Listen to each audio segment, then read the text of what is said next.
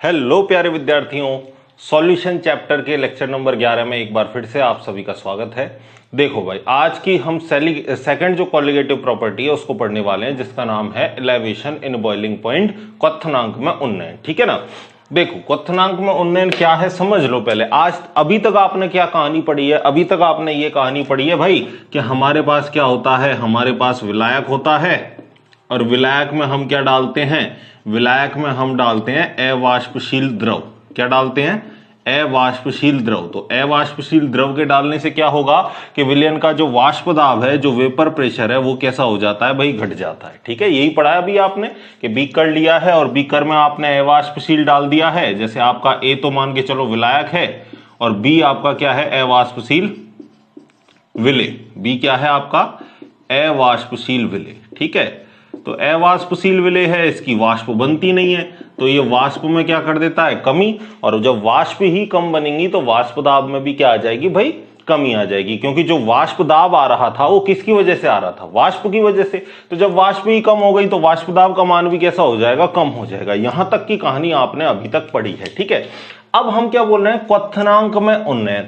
तो क्वथनांक की अभी तक आपने क्या परिभाषा पढ़ रखी थी कि वो टेम्परेचर जिस पर कोई आपका लिक्विड है वो क्या कर जाए? बॉयल कर जाए, तो उसको आप क्वथनांक बोल रहे थे। ठीक है, उबल जाए तो उसको आप क्वथनांक बोल रहे थे। लेकिन अब आपको एक नई डेफिनेशन पढ़नी है। वो नई डेफिनेशन क्या है कि वो टेम्परेचर जिस पर किसी द्रव का वाष्प दाब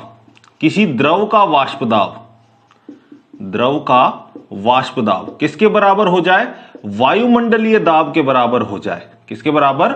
वायुमंडलीय दाब के बराबर हो जाए, उस टेम्परेचर को हम क्या कहेंगे? क्वथनांक कहेंगे। उस टेम्परेचर को हम क्या कहेंगे? क्वथनांक। क्या बोला मैंने? वो टेम्परेचर, वह ताप जिस पर किसी द्रव का वाष्प दाब किसके बराबर हो जाए? वायुमंडलीय दाब के बराबर। और वायुमंडलीय दाब कितना होता है? 1 atm। यानी मैं कहूं किसी लिक्विड का जो वेपर प्रेशर है, किसी द्रव का जो वाष्प दाब है, वो किसके बराबर आ जाए? 1 atm के बराबर आ जाए। उस टेम्परेचर को हम क्या कहेंगे? उस टेम्परेचर को हम कहेंगे क्वथनांक। Is that clear? क्वथनांक की परिभाषा क्लियर है? अब आ जाओ भाई समझने के लिए टॉपिक पर। अब हो क्या रहा है, पहले तो आपने क्या लिया था भाई? शुद्ध विलायक लिया था। मान के चलो आपने केवल ए लिया था। ठीक है, तो बढ़िया से वेपर बन रही थी, तो बढ़िया से क्या आ रहा था आपका? कोई दिक्कत नहीं है, क्वथनांक आ रहा था। अब आपने उसमें क्या मिला दिया? अवाष्पशील द्रव। तो उसका वाष्प दाब कैसा हो गया? कम हो गया। उसका वेपर प्रेशर कैसा हो गया? कम हो गया। ठीक है ना। तो अब उसको एटमॉस्फेरिक प्रेशर तक ले जाने के लिए, उसको वायुमंडलीय दाब तक ले जाने के लिए आपको टेम्परेचर बढ़ाना पड़ेगा। भाई समझ में आ रही है बात? जैसे अभी आपने क्या लिया था? पहले विलायक लिया था। ठीक है, पहले देखो, चलो मैं आपको दिखाई देता हूं डायग्राम से। पहले आपने क्या लिया था? केवल और केवल विलायक लिया था आपने, ए।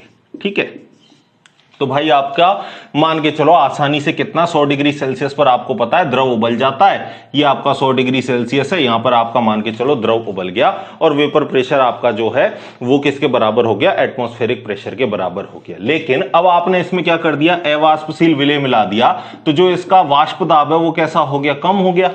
वाष्प दाब इसका कैसा हो गया? कम हो गया। तो अब हमें वाष्प दाब को बढ़ाकर कहां तक ले जाना है? एटमॉस्फेरिक प्रेशर तक ले जाना है, 1 atm तक ले जाना है। तो जब वाष्प दाब कम हो गया तो हमें टेम्परेचर बढ़ाना पड़ेगा, क्योंकि ताप अगर हम बढ़ाएंगे तभी तो वाष्प बढ़ेगी, और वाष्प बढ़ेगी तो वाष्प दाब बढ़ेगा। तो कहने का मतलब जब हम उसमें अवाष्पशील विलेय मिला देते हैं तो वाष्प दाब में क्या आ जाती है? कमी आ जाती है। और वाष्प दाब में कमी आ जाती है तो वो सॉल्यूशन उबलता नहीं है, क्योंकि उसको कहां तक पहुंचना है? एटमॉस्फेरिक प्रेशर तक पहुंचना है, तब जाके वो उबलेगा। तो अब उसके वाष्प की मान के चलो एटमॉस्फेरिक प्रेशर ये है। अब हम विलयन को उबाल रहे हैं और उसकी वेपर प्रेशर केवल यहां तक आई। तो अब हमें यहां से उसको कहां पहुंचाना है? वायुमंडलीय दाब तक पहुंचाना है। तो कैसे पहुंचाएंगे भाई? टेम्परेचर बढ़ाएंगे। टेम्परेचर बढ़ाएंगे तो फिर वाष्प बढ़ेगी, वाष्प बनने की मात्रा बढ़ेगी। तो उस कंडीशन में ये किसके बराबर आता है? एटमॉस्फेरिक प्रेशर के बराबर आता है। तो कहने का मतलब जब हम अवाष्पशील विलेय मिलाते हैं तो वाष्प दाब कम हो जाता है। तो वाष्प दाब को बढ़ाने के लिए हमें टेम्परेचर बढ़ाना पड़ता है, जिससे विलयन जो है वो किसके बराबर आता है? उसका वेपर प्रेशर एटमॉस्फेरिक प्रेशर के बराबर आता है। कहने का मतलब जब आप विलयन के अंदर अवाष्पशील विलेय उपस्थित होता है तो जो विलयन का क्वथनांक है उसको विलयन का जो वाष्प दाब है उसको वायुमंडलीय दाब तक पहुंचाने के लिए आप उसका टेम्परेचर बढ़ाते हो, ताप बढ़ाते हो, जिसे ही क्या बोलते हैं हम? क्वथनांक में उन्नयन केल्विन बोलते हैं। ठीक है, ग्राम से इसे ग्राफ से और मैं आपको इसको बढ़िया से समझाता हूं, देखो समझना भाई। अच्छा, क्वथनांक समझ में आ गया, कोई दिक्कत वाली बात नहीं है। ठीक है ना, कि हम क्या कर रहे हैं भाई, बीकर में हमारे पास क्या है, सॉल्वेंट है, और सॉल्वेंट को हम क्या कर रहे हैं, गर्म कर रहे हैं। गर्म कर रहे हैं, मान के चलो आपका 1 एटीएम ये रहा, ये प्रेशर रहा आपका 1 एटीएम, आप गर्म कर रहे हो, इसकी भाप बन रही है, वेपर बन रही है। ठीक है, तो वो वेपर ऊपर कब जाएंगी भाई, ऊपर से प्रेशर पड़ रहा है 1 एटीएम, तो ये वाली वेपर ऊपर कब जाएंगी, जब इसका जो अंदर नीचे वाली का जो वेपर प्रेशर है वो बराबर हो या थोड़ा सा ज्यादा हो। थोड़ा सा ज्यादा होगा तो क्या होगा, ये वेपर ऊपर चली जाएंगी और आपका जो लिक्विड है वो क्या कर जाएगा, उबलने लग जाएगा। भाई यहां पे मान के चलो आपका 1 एटीएम है, ठीक है, ये वाला 1 एटीएम है, तो ये भी प्रेशर नीचे की तरफ दे रहा होगा, ये वायुमंडलीय दाब है 1 एटीएम। ठीक है, और नीचे से आपकी वेपर बन रही है, तो ये नीचे से भी प्रेशर लग रहा होगा ना।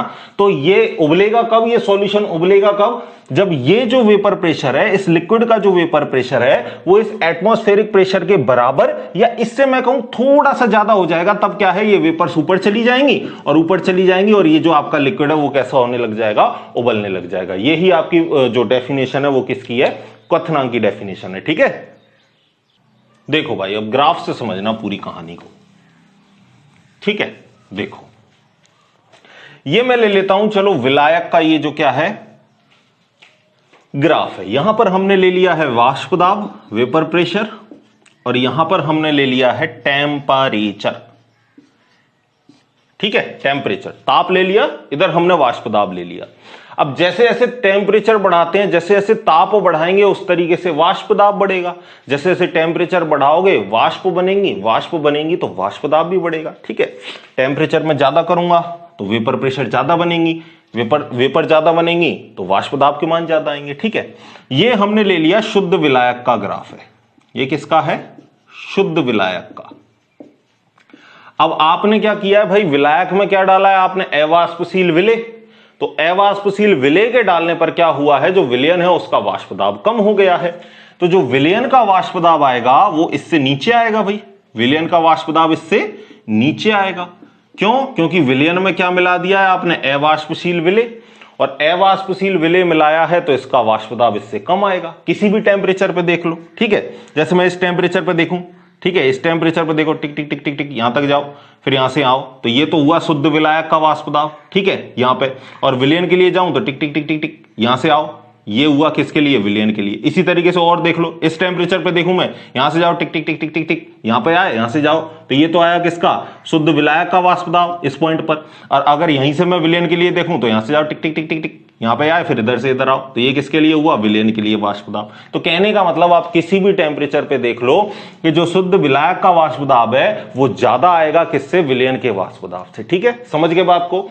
अब यहां हम मान लेते हैं, सपोज ये जो लाइन है हमारी वो कैसी है आपकी, एटमॉस्फेरिक प्रेशर है। ये कौन सा है आपका, एटमॉस्फेरिक प्रेशर। आप इसको नीचे भी बना सकते हो, ऐसी कोई दिक्कत नहीं है। हमने इसको ले लिया 1 एटीएम कि ये हमारा वायुमंडलीय दाब है, एटमॉस्फेरिक प्रेशर है। ठीक है, तो अभी अभी हमने क्या डेफिनेशन दी थी, अभी अभी हमने डेफिनेशन क्या दी थी कि वो टेम्परेचर जिस पर किसी लिक्विड का वेपर प्रेशर किसके बराबर हो जाए, एटमॉस्फेरिक प्रेशर के बराबर हो जाए, उसे हम क्या कहते हैं, क्वथनांक कहते हैं। यही तो बोला है भाई हमने, किसी द्रव का क्वथनांक वह ताप है जिस पर द्रव का वाष्प दाब किसके बराबर हो जाए, वायुमंडलीय दाब के बराबर हो जाए। तो देखो द्रव का वाष्प दाब है वो कहां हो रहा है, 1 एटीएम के बराबर इस पॉइंट पर हो रहा है, इसी पॉइंट पर तो हो रहा है भाई। शुद्ध विलायक का वाष्प दाब किसके बराबर, 1 एटीएम के बराबर, इस पॉइंट पर हो रहा है। तो इस वाले टेम्परेचर को हम क्या बोलेंगे, क्वथनांक बोलेंगे। किसका क्वथनांक, विलायक का क्वथनांक, शुद्ध विलायक का क्वथनांक। और शुद्ध विलायक के क्वथनांक को हम किससे दिखाएंगे, T0B से। और शुद्ध विलायक के वाष्प दाब को हम किससे दिखाएंगे, P0A से। ठीक है, अब इसी तरह विलयन का भी देख लेते हैं भाई। तो विलयन का जो आपका क्वथनांक है, तो क्या देखोगे कि विलयन का वाष्प दाब किसके बराबर हो जाए, 1 एटीएम के बराबर। और आप देख रहे हो विलयन का वाष्प दाब 1 एटीएम के बराबर किस पॉइंट पर हो रहा है, इस पॉइंट पर। ठीक है, तो यहां जो टेम्परेचर आएगा वो किसका क्वथनांक होगा, वो आपका होगा विलयन का क्वथनांक। तो विलयन का क्वथनांक किसको दिखाओगे, टीबी से। और यहां जो आपका जो इस पॉइंट पर जो ये प्रेशर आया है, ये किसका प्रेशर होगा, ये वाला किसका प्रेशर होगा? ये होगा विलयन का वाष्प दाब, जिसको आप पीएस से दिखाओगे। ठीक है, विलयन का वाष्प दाब ये है, शुद्ध विलायक का वाष्प दाब ये है इस टेम्परेचर पे। तो इन दोनों का जो अंतर है, इन दोनों का अंतर आप किससे दिखाओगे? डेल्टा पी से। डेल्टा पी बराबर क्या होता है? पी नॉट ए माइनस पी एस। और यहां जो ये वाला अंतर है उसको आप किससे दिखाओगे? उसको दिखाओगे डेल्टा टीबी से। ठीक है, final minus initial, TB minus T naught B. अब आपको ग्राफ से ही पता चल रहा है, ग्राफ देख लो। तो ग्राफ देखते ही आपको पता चल रहा है कि जो विलयन का वाष्प दाब है वो विलायक से कैसा आ रहा है? ज्यादा आ रहा है। विलायक से कैसा आ रहा है? ज्यादा आ रहा है। अब इसका एक बढ़िया सा एग्जांपल देखो, बिल्कुल सिंपल एग्जांपल। ठीक है, देखो वीडियो देख रहे हो तो पूरी देखो, जब समझ में आएगा। ये नहीं कि आपने 5 मिनट देखी, 2 मिनट देखी, फिर पूरा कॉन्सेप्ट समझ में आ जाए। पूरा कॉन्सेप्ट समझना है तो पूरी वीडियो भी आपको देखनी है। आप क्या कर रहे हो? आपको एक जनरल सा एग्जांपल देता हूं। हलवाई सबने देखा है, और हलवाई क्या करता है? मिठाई बनाने के लिए चाशनी बनाता है। तो चाशनी में क्या करता है? वो थोड़ी सी क्या लेता है? पानी, और उसमें क्या मिलाता है? शक्कर मिलाता है। ठीक है ना, और शक्कर मिलाकर उसको क्या करता है? बॉईल करता है। तो एक तो आप सिंपल पानी को उबालो, और एक आप शक्कर मिला के पानी को उबालो। अब शक्कर क्या हो गई? शक्कर हो गई आपकी नॉन वोलेटाइल सॉल्यूट, अवाष्पशील विलेय हो गया शक्कर। शक्कर की भाप थोड़ी बनेगी? नहीं बनेगी ना, शक्कर की भाप नहीं बनती, पानी की भाप बनेगी। तो पानी तो आपका 100 डिग्री सेल्सियस पर बॉयल हो रहा था, लेकिन जैसे ही आपने उसमें शक्कर मिलाया, शक्कर किसका काम कर गया? अवाष्पशील विलेय का काम कर गया। तो अवाष्पशील विलेय मिलाते ही अब जो आपका जो चाशनी वाला जो सॉल्यूशन है वो अब 100 डिग्री सेल्सियस पर नहीं उबलेगा। चाशनी अगर आपको उबालनी है तो आपको 100 डिग्री सेल्सियस से ज्यादा टेम्परेचर देना पड़ेगा। अब ज्यादा टेम्परेचर वो हो सकता है 101 डिग्री सेल्सियस हो, 102 डिग्री सेल्सियस हो, और इस ज्यादा टेम्परेचर को ही हम क्या बोलते हैं? Elevation in boiling point. क्योंकि बॉइलिंग पॉइंट हमारा कैसा हो गया? अब भाई बढ़ गया। शक्कर के दाने बैठ गए होंगे चारों बगल, टिचिक टिचिक टिचिक ऐसे बैठ गए होंगे, पानी को उबलने नहीं दे रहे होंगे। तो उबालने के लिए पानी को हमको टेम्परेचर बढ़ाना पड़ा होगा। जब हमने टेम्परेचर बढ़ाया तब पानी उबला। तो कहने का मतलब जो आपका विलयन था वो ज्यादा टेम्परेचर पर उबला। इसी को हम क्या कहते हैं? क्वथनांक में उन्नयन। देखो भाई, डायग्राम को भी आप अच्छे से देख सकते हो। आगे पैरा लिखा रखा है, ये सारी बात वही बात है जो मैंने आपको समझाया है। जब किसी शुद्ध विलायक में अवाष्पशील विलेय को मिलाया जाता है तो विलयन का वाष्प दाब कैसा हो जाता है? कम। इस कारण क्या करते हैं? विलयन का क्वथनांक शुद्ध विलायक से कैसा हो जाता है भाई? अधिक हो जाता है। जो विलयन का क्वथनांक है वो शुद्ध विलायक से कैसा होता है? ज्यादा। देखो ज्यादा आ गया ना, ये तो किसका है? विलयन का क्वथनांक। ये किसका क्वथनांक है भाई? विलयन का क्वथनांक। और ये किसका है? ये किसका है? शुद्ध विलायक का क्वथनांक। ये किसका है भाई? शुद्ध विलायक का क्वथनांक। इसको आप अलग से लिख लेना, ये नहीं ग्राफ के अंदर ही आप इसको लिख दो मेरी तरह। ठीक है ना, आप इसको अलग से ही लिख लेना। ठीक है, तो हम क्या देखते हैं कि जो विलयन का क्वथनांक है वो विलायक से कैसा हो जाता है? ज्यादा हो जाता है। तो अगर विलयन का क्वथनांक टीबी और विलायक का क्वथनांक टी नॉट भी हो तो हम कह सकते हैं फाइनल माइनस इनिशियल, अंतिम माइनस प्रारंभिक। तो डेल्टा टीबी किसको बताता है? क्वथनांक में बढ़ोतरी को, क्वथनांक में उन्नयन को। तो क्वथनांक में कितनी बढ़ोतरी हुई? TB minus T naught B. और TB minus T naught B को ही हम क्या बोलते हैं? क्वथनांक में उन्नयन। ठीक है, यहां तक कहानी समझ में आ गई। अब मैं इसको मिटाता हूं और आगे की कहानी बताता हूं आपको। या भाई मिटा दें इसको। चलो इसको हम अब आगे हम इसका डेरिवेशन करते हैं। ठीक है, देखना भाई।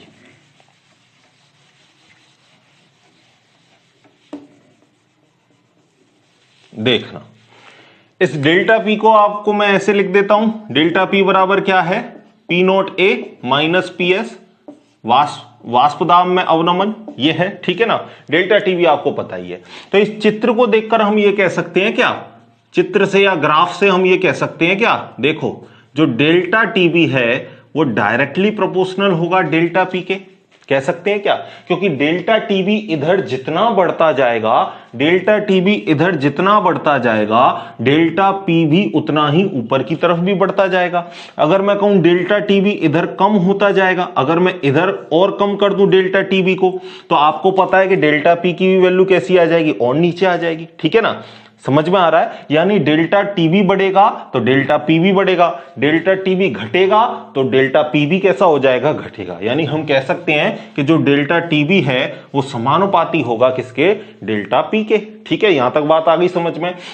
अच्छा, उसको जो इससे पहले था ना, उसको इक्वेशन 1 दे देना। किसको? इस वाली इक्वेशन को। डेल्टा टीबी बराबर TB minus T naught B, इसको आप दे देना इक्वेशन 1, ठीक है, और इसको दे देना इक्वेशन 2, ठीक है।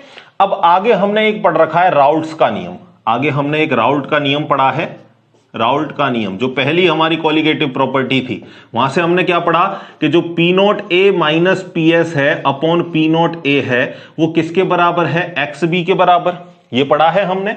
और पी नॉट ए माइनस पी एस को हमने क्या लिखा है, डेल्टा पी, तो इसकी जगह मैं डेल्टा पी लिख देता हूं, कोई दिक्कत वाली बात नहीं है। तो डेल्टा पी बराबर क्या हो जाएगा, इस पी नॉट ए को उधर पहुंचा दूं तो डेल्टा पी बराबर क्या हो गया, P naught A x B, ठीक है, इसको दे देते हैं हम इक्वेशन 3। अब इक्वेशन 3 से जो डेल्टा पी के मान है वो हम कहां रख रहे हैं, इक्वेशन 2 में। तो हम क्या लिखेंगे कि समीकरण 3 से जो डेल्टा पी है, डेल्टा पी का मान कहां रख रहे हैं हम, समीकरण 2 में रखने पर, ठीक है। अब 2 में रख दो आप, तो डेल्टा टी बी समानुपाती क्या आ जाएगा, डेल्टा पी की जगह P naught A x B आ जाएगा, यही आ जाएगा, ठीक है। अब आपको पता है कि एक्स बी की वैल्यू क्या होती है, यहां से इस जगह को मिटा देता हूं, ठीक है, ग्राफ का काम हो गया, आपने बना लिया होगा। आगे देखो एक्स बी को देखते हैं हम, ठीक है, देखना भाई जगह हो जाएगी अपने लिए। अच्छा, ये समानुपाती का निशान हटाएंगे तो क्या आएगा, नियतांक आएगा, और नियतांक आपने रख दिया के, क्या आ गया, P naught A x B. अब एक्स बी की बात हम कर रहे थे, एक्स बी बराबर क्या होता है, एक्स बी बराबर होगा एन बी बटे N A plus N B, और इसको सॉल्व करें तो W B upon M B upon W A upon M A plus W B upon M B, यही होगा भाई, पढ़ रखा है हमने, ठीक है। डायरेक्ट इसकी वैल्यू को यहां रखते हैं, ठीक है। तो क्या होगा देखो, डेल्टा टी बी बराबर के पी नॉट ए, और एक्स बी की वैल्यू रख दो W B upon M B upon W A upon M A plus W B upon M B, ठीक है। यहां से इसको आगे सॉल्व करता हूं, यहां देखना भाई। अब देखो यहां पर क्या होगा कि तनु विलयनों के लिए लिए तो तनु विलयनों में आपको पता है विलय की मात्रा कैसी है, बहुत कम है, तो विलय को हम क्या कर देते हैं, नेग्लेक्ट। तो आगे हम क्या लिखेंगे, तनु विलयनों हेतु, तनु विलयनों हेतु, तनु का मतलब इंग्लिश में क्या बोलते हैं, डायलूट, डायलूट का मतलब विलय की बहुत कम मात्रा उपस्थित है। पहली क्लास के अंदर ही बता दिया था मैंने आपको तनु विलयन क्या है, सांद्र विलयन क्या है, ठीक है ना। इस वजह से हर एक लेक्चर को बारी बारी से कंप्लीट पढ़ना जरूरी है, क्योंकि जो छोटी छोटी चीजें हैं उनको मैं पहले डिस्कस कर चुका हूं, ठीक है। तनु विलयन का मतलब कि जो विलय है, विलय की मात्रा बहुत कम है, ठीक है। तो देखना भाई, इसको हम नेग्लेक्ट कर देते हैं, तो तनु विलयन हेतु हम कह सकते हैं कि भाई डब्ल्यू ए बटा एम ए जो वो है बहुत ज्यादा है, किससे, W B upon M B से। तो W B, so W B upon M B को हम क्या कर सकते हैं, नेग्लिजिबल यानी नगण्य, ठीक है ना। करने के बाद आपको पता है नीचे क्या बचा, W A upon M A बचा, ऊपर जाएगा तो क्या हो जाएगा, उल्टा हो जाएगा, ठीक है। तो यहां क्या लिखेंगे, देखो यहां क्या लिखेंगे, डेल्टा टीबी बराबर, डेल्टा टीबी बराबर क्या बचा यहां पे, के पी नॉट ए और W B upon M B, और इसको उल्टा करोगे तो ऊपर एम ए, नीचे क्या आ जाएगा, डब्ल्यू ए। तो एम ए को यहां लिख देता हूं मैं, इंटू डब्ल्यू ए को यहां लिख देता हूं, ठीक है। ये आपका फॉर्मूला निकल के आया। अब एम ए को मैंने यहां क्यों लिखा, इसका रीजन है चूंकि के पी नॉट ए और एम ए जो है, इन तीनों की जगह एक कांस्टेंट ले लिया गया जिसको क्या बोला, के बी बोला, जिसको क्या बोला अपन ने, के बी बोला, ठीक है ना। तो इन तीनों की जगह एक अलग से कांस्टेंट लिया के बी, क्योंकि जो के बी का मान है वो हर विलायक के लिए अलग अलग होता है। तो इन तीनों की जगह क्या रखा भाई, के बी रखा। इन तीनों का मान किसके बराबर होता है, के बी के बराबर होता है। तो डेल्टा टीबी बराबर क्या रखेंगे हम, के बी और W B upon M B गुणा डब्ल्यू ए। अब ये जो फॉर्मूला है ये आपका फाइनल फॉर्मूला निकल के आया जिससे आप न्यूमेरिकल को सॉल्व करोगे। अब यहां पर ये जो आपको वैल्यू दिख रही है ये कोई सी कंसंट्रेशन की टर्म से मिल रहा है क्या, जो सांद्रता की इकाइयां मैंने आपको पढ़ाई थी, आपको याद हो तो मैंने आपको मोललता पढ़ाई थी, और मोललता में क्या बताया था मैंने, विलय का भार बटे विलय का क्या, मोलर भार गुणा विलायक का भार लिखाया था भाई, विलायक का भार, और विलायक का भार क्या है, डब्ल्यू ए। किसमें, विलायक का भार किलोग्राम में, ठीक है। तो यहां पर ये जो डब्ल्यू ए है वो किसमें है भाई, किलोग्राम में है। अगर ग्राम में आप इसको, अगर ग्राम में आपको वैल्यू दे रखी होगी तो उसको चेंज करने के लिए ऊपर किससे गुणा करोगे, 1000 से गुणा करोगे, ठीक है ना। देखो तो अब हम इसकी जगह क्या लिख सकते हैं कि डेल्टा टीबी बराबर के बी गुणा एम, और यहां पर एम बराबर क्या है, m बराबर है यहां पर मोललता। क्या है बराबर? m मोललता। और इसकी जगह मैं ये भी लिख सकता हूं डेल्टा जो टीबी है वो समानुपाती है किसके? मोललता की। क्योंकि जब मैं मोललता का निशान m, जब मैं समानुपाती का निशान हटाऊंगा तो नियतांक कौन आ जाएगा? k भी आ जाएगा। समझ गए आप बात को? तो आपको इस तरीके से भी क्वेश्चन बन सकता है कि सिद्ध कीजिए डेल्टा टीबी समानुपाती है किसके? मोललता के। तो यहां पर आपको फिर पूरा जो है ये डेरिवेशन करना पड़ेगा। ठीक है, समझ गए आप बात को? अब यहां पर जो केबी है उसका नाम भी सुन लो और उसकी यूनिट भी सुन लो, क्योंकि इसकी यूनिट भी पूछी जाती है। तो केबी बराबर क्या बोलते हैं इसको? मोलल उन्नयन स्थिरांक। क्या बोलते हैं? मोलल उन्नयन स्थिरांक। और क्या बोलते हैं? और क्या बोलते हैं? क्वथनांक। क्वथनांक उन्नयन स्थिरांक। क्वथनांक उन्नयन स्थिरांक। और क्या बोलते हैं इसको? बबलू स्थिरांक। बबलू नहीं भाई, ठीक है ना, एब्लू। ठीक है, आपको बी से याद रहे बबलू इस वजह से, क्योंकि आगे और आएगा एक केएफ, तो उसमें आएगा क्रायोस्कोपिक। अभी इसलिए याद रख लेना इब्लू। इब्लू याद नहीं रहे तो बबलू याद रख लेना, बी आ रहा है नीचे। ठीक है, उससे इब्लू याद आ जाएगा। तो क्या याद रखोगे? एब्लुओस्कोपिक। एब्लुओस्कोपिक स्थिरांक। एब्लुओस्कोपिक स्थिरांक। एब्लुओस्कोपिक कांस्टेंट। ठीक है, अब इस केबी का मुझे मान निकालना है, तो इस केबी का मान कैसे निकालूंगा मैं? यहां तो टेम्परेचर है डेल्टा टीबी, ठीक है ना। अब यहां से देखो, समझ लेना भाई, ठीक है। यहां से तो ये डब्ल्यू बी ये क्या होगा? एक ग्राम में, 1 किलोग्राम में। मैं इसको पहले लिख देता हूं, फिर आपको समझा भी दूंगा। जो केबी की यूनिट है, यूनिट ऑफ केबी, केबी की जो यूनिट है वो है केल्विन किलोग्राम मोल इनवर्स। ये इसकी यूनिट है भाई, याद रखना, केल्विन किलोग्राम मोल इनवर्स। ये किसकी यूनिट है? केबी की यूनिट है। अब इसको मैं आपको एक निकाल के भी बता देता हूं। देखो यहां जो विलेय का भार है वो किस में लेते हैं हम? ग्राम में। ठीक है, मैं यहां बता रहा हूं। देखो यहां तो केल्विन है और यहां क्या है? केबी। मैंने इसकी यूनिट रख दी केल्विन, इसका केबी, और इधर क्या है? ग्राम। नीचे क्या है? मोलर भार में क्या है? ग्राम मोल इनवर्स। ठीक है, और विलायक का भार किसमें है? किलोग्राम में। ठीक है, तो देखो ग्राम से ग्राम कट गया। ठीक है, अब मोल इधर जाएगा तो क्या हो जाएगा? मोल इनवर्स, क्योंकि कर्ण गुणा होना है। ठीक है, तो केबी की वैल्यू क्या आ जाएगी? के तो यहां है ही, मोल इनवर्स को इधर मैंने भेजा मोल इनवर्स, और किलोग्राम को भी इधर भेजा। तो देख लो केबी की यूनिट क्या आई? Kelvin kilogram mole inverse. वही लिखा है मैंने, kelvin kilogram mole inverse. Unit भी पूछ रखी है आपको एग्जाम में, इस वजह से मैं आपको यूनिट लिखा दी। यूनिट ऑफ केबी क्या है? Kelvin kilogram mole inverse. ठीक है, अब ये जो केबी है, केबी का मान निकालने के लिए वॉन हाफ ने एक इक्वेशन भी दी थी। ठीक है, तो वॉन हाफ के अनुसार इन्होंने केबी का मान निकालने के लिए एक फॉर्मूला दिया था। तो केबी बराबर क्या है? MAR टीबी का स्क्वायर डेल्टा एच वाष्पन गुणा 1000। ये इन्होंने फॉर्मूला दिया था किसको निकालने के लिए? केबी को निकालने के लिए। मैं तो ऐसे याद रखता हूं, मारुति की हवा निकल गई। ठीक है, मां MA विलायक का भार, विलायक का मोलर भार। ठीक है, आर बराबर क्या है? यहां गैस नियतांक। आर बराबर क्या है? यहां आर बराबर है गैस नियतांक। आर बराबर है गैस नियतांक।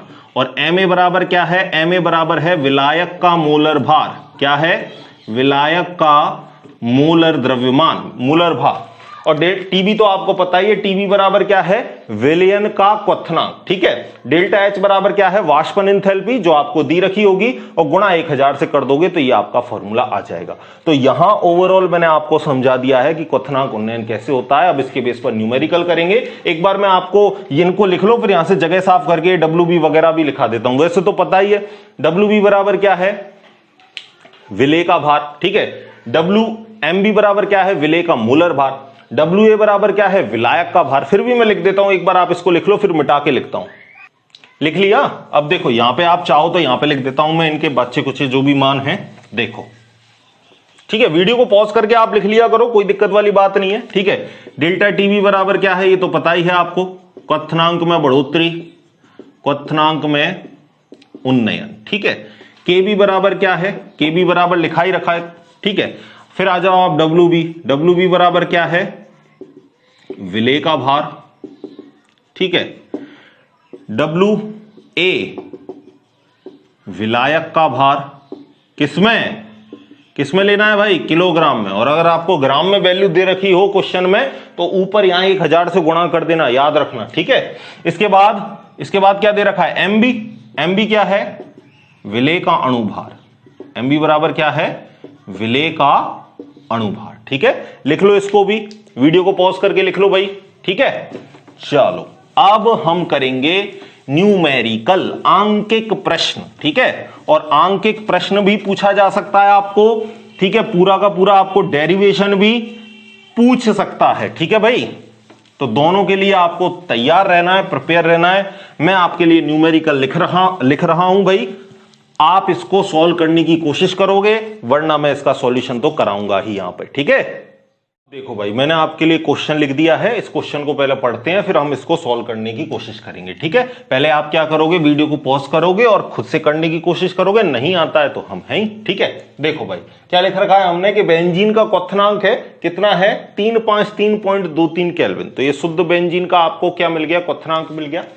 एक वाष्पशील विलेय है जो इसका आपने ग्राम लिया है, कितना, 1.8 ग्राम, और इसको 90 ग्राम बेंजीन में घोल दिया है। तो जैसे ही अवाष्पशील विलेय है, एक वाष्पशील नहीं भाई, अवाष्पशील, यहां पर क्या होगा, अवाष्पशील विलेय को 90 ग्राम बेंजीन में घोलने पर विलयन का जो क्वथनांक है वो कैसा हो जाएगा, बढ़ जाएगा।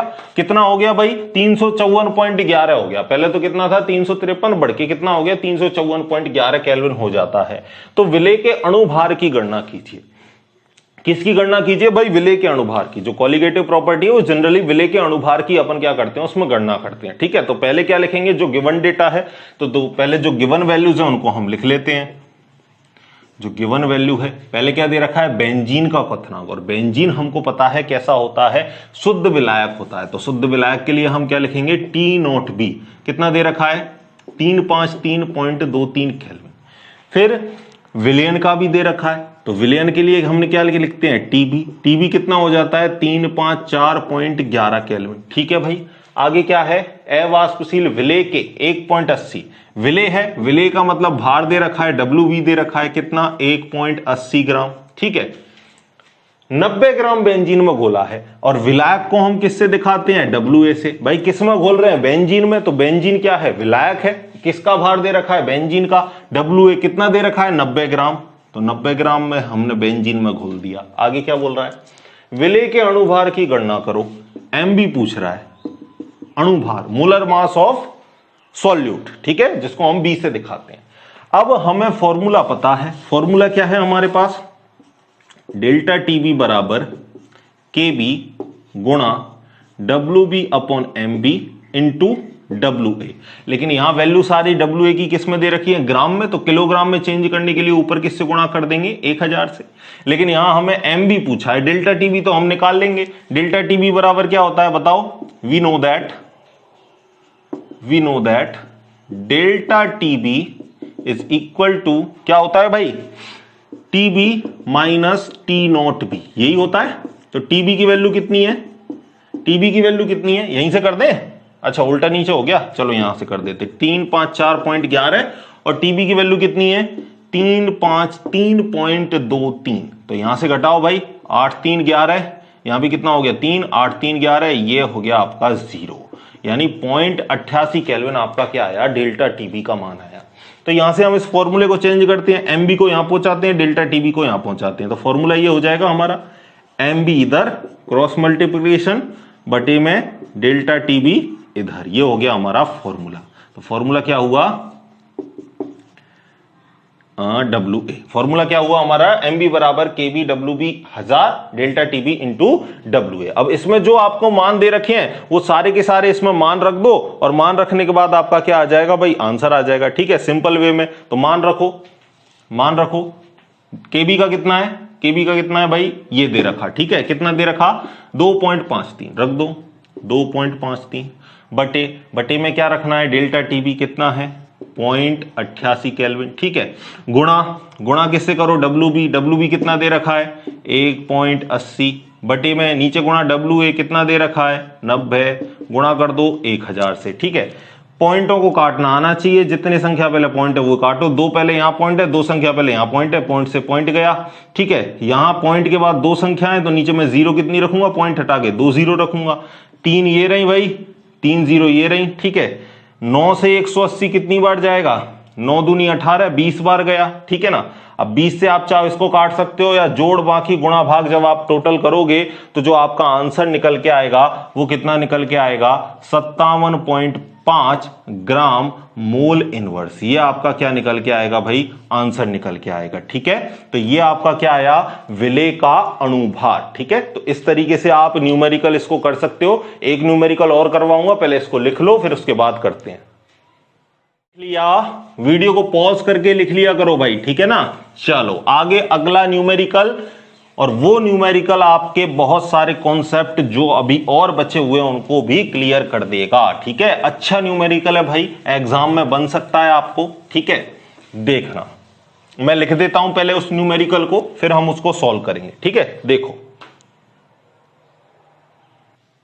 देखना भाई अगले क्वेश्चन को, बहुत बढ़िया क्वेश्चन है। एक वायुमंडलीय दाब पर एक बर्तन में 12 ग्राम ग्लूकोज को आपने 100 ग्राम जल में घोल रखा है, किस ताप पर विलयन उबलेगा। क्वेश्चन ये है आपका। ठीक है, क्वेश्चन क्या है कि आपने एक बीकर ले रखा है भाई, और एक बीकर में आपने क्या किया है, एक बीकर में आपने 100 ग्राम क्या लिया है भाई, पानी।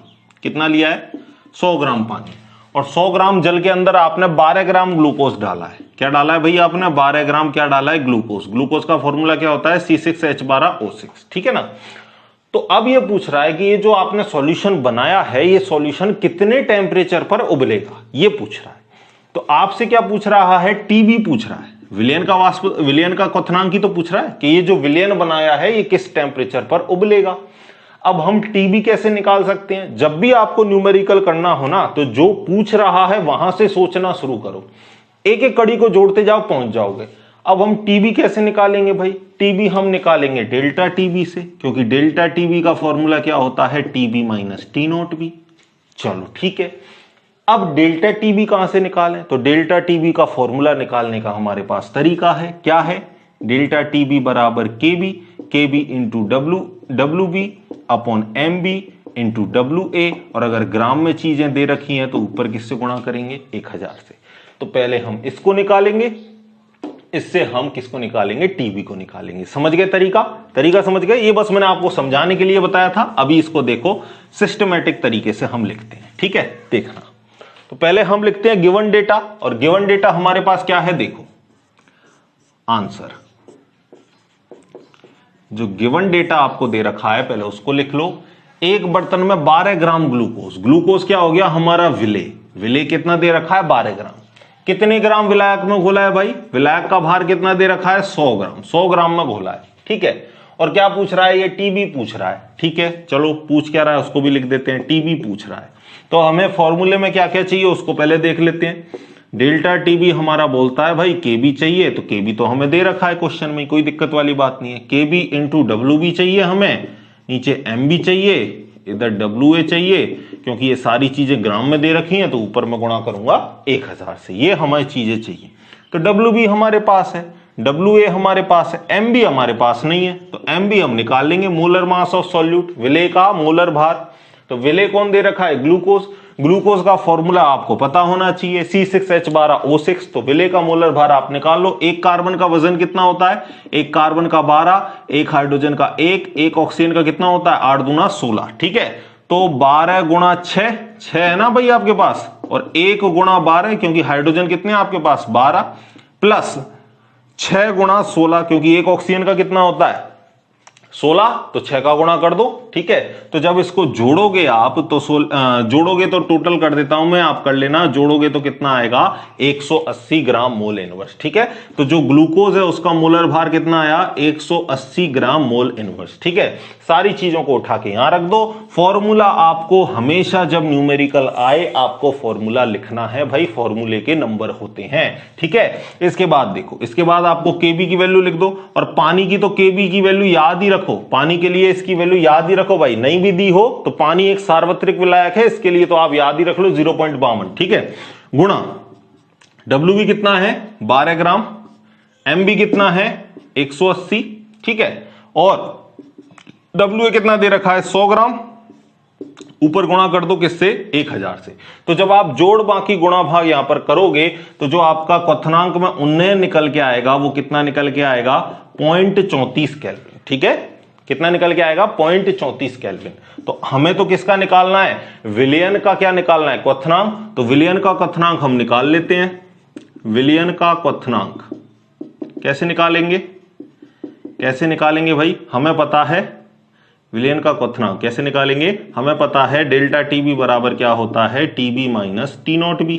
ठीक है, तो हमें तो टीबी चाहिए, टीबी बराबर क्या हो जाएगा, टीबी बराबर हो जाएगा डेल्टा टीबी प्लस टीबी बराबर क्या हो जाएगा, टी नॉट बी को इधर भेज दो, टी नॉट बी।